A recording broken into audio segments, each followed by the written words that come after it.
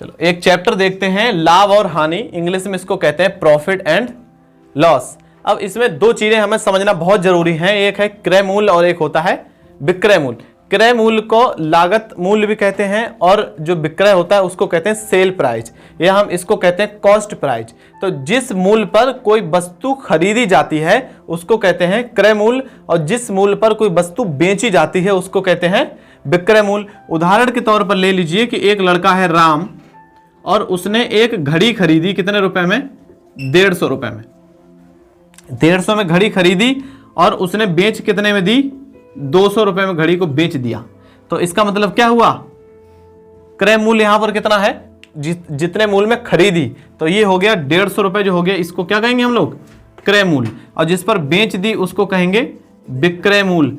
और जब ध्यान रखो, जब विक्रय मूल्य बड़ा होता है, विक्रय मूल्य 200 रुपए है, क्रय मूल्य 150 है, तो विक्रय मूल्य जब बड़ा होगा तो 100% वहां पर हमें हो जाता है लाभ, प्रॉफिट हो जाएगा। और जहां पे क्रय मूल्य बड़ा होगा, विक्रय मूल्य छोटा हो जाएगा, तो वहां पर हमें हो जाएगी हानि।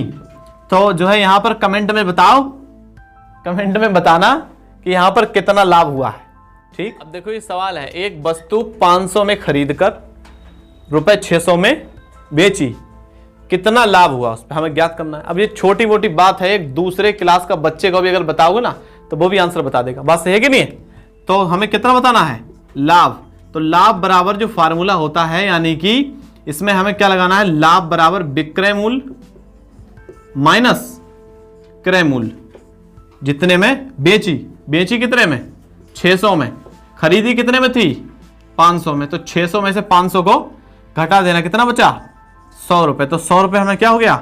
लाभ। ठीक है।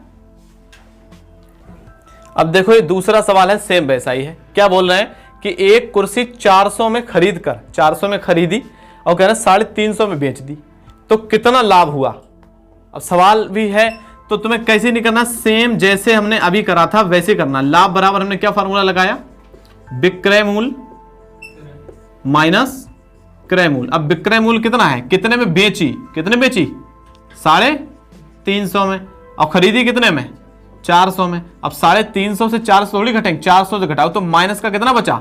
50। जब लाभ माइनस में आ जाए तब वो लाभ नहीं होगा, क्या होगा? हानि होगी। तो वो लाभ नहीं होगा, वहां पर हो जाएगी हानि। इसका मतलब हमें 50 रुपए का घाटे में पहुंच जाएगी कहानी। अब ये देखो तीसरा सवाल है, इसमें सवाल सेम है लेकिन अब हमें जो इसमें आंसर देना है वो परसेंट में देना है, प्रतिशत। ये सवाल थोड़ा उससे थोड़ा सा ऊंचा लेवल है इसका।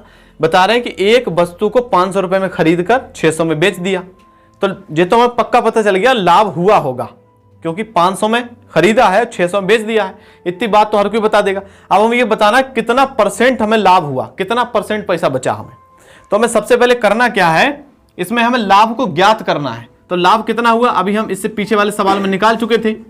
कितने में बेचा? 600 में। खरीदे कितने थे? 500 में। तो लाभ कितना हो गया? 100 रुपए।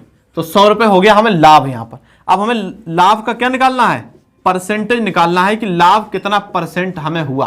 तो इसका फार्मूला है, ऊपर लिखना है तुम्हें लाभ, अब बटे में लिखना है इसका क्रय मूल्य, जितने में खरीदी थी, और गुणा कर देना है किससे? उसमें 100 से गुणा कर देना है। अब लाभ कितना हुआ था? लाभ 100 रुपए। और क्रय मूल्य कितना है? 500 है क्रय मूल्य, 500, और गुणा में कितना हो गया? 100 है। तो एक जीरो से एक कट गया और इससे ये कट जाएगा।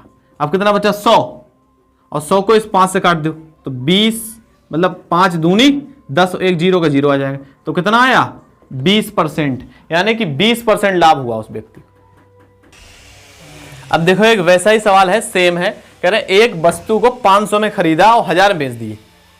500 में खरीद के 1000 में बेच दी, तो कितना परसेंट लाभ हो गया उसको? तो ये तो हमें जाहिर सी बात पता ही लग रहा है कि 500 में खरीदोगे 1000 में बेचोगे तो फायदा तो होगा। कितना फायदा होगा?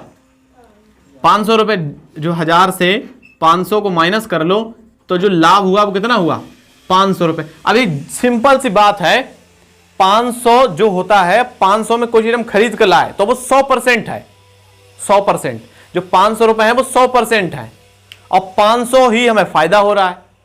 तो कितना हुआ? 100% फायदा हुआ हमें, 100%। अब अगर इसको हमें निकालना है प्रतिशत में, तो निकालने का तरीका बता दे रहा हूं। लाभ प्रतिशत क्या बताए थे? ऊपर क्या लिखना है तुम्हें, लाभ। लाभ कितना है 500, और बटे क्या था, क्रय मूल्य। क्रय मूल्य जितने में खरीदी, कितने में खरीदी 500 में, और गुणा कितना था 100 था। अब 500 से 500 कट जाएगा तो 100 तो बचेगा, तो 100% पूरा पूरा लाभ हो गया उसको। अब देखो ये है, एक वस्तु को 200 में खरीद कर 250 बेच दिए। 200 रुपए में पूरे खरीदे, 250 में बेच दी, तो कितना परसेंट लाभ हुआ। अब हमें सबसे पहले इसमें देखो, मैं एक लास्ट सवाल बता रहा हूँ लाभ के ऊपर, अब दूसरा पैटर्न बदल के बताऊंगा हानि पे। तो लाभ में क्या है, अब हमें 250 में बेचा तो 250 माइनस कर देना है 200, तो कितना लाभ हो गया 50 रुपए का। अब हमें निकालना है लाभ प्रतिशत। लाभ प्रतिशत निकाला तो सूत्र ये लिखा हुआ, क्या लिखना है पहले, लाभ। लाभ कितना हुआ 50 रुपए। अब बटे में क्रय मूल्य, यानी कितने में खरीदे थे 200 में खरीदे थे, अब बटे में कितना हो गया, सॉरी गुणा में है 100, 2 0 काट दो। अब ये 50/2 लिखा है, इससे इसको काटो, 2 दूनी 4, 1 बचा 10 हो गए, 2 पंजे 10, यानी 25% लाभ हो जाएगा, 25%।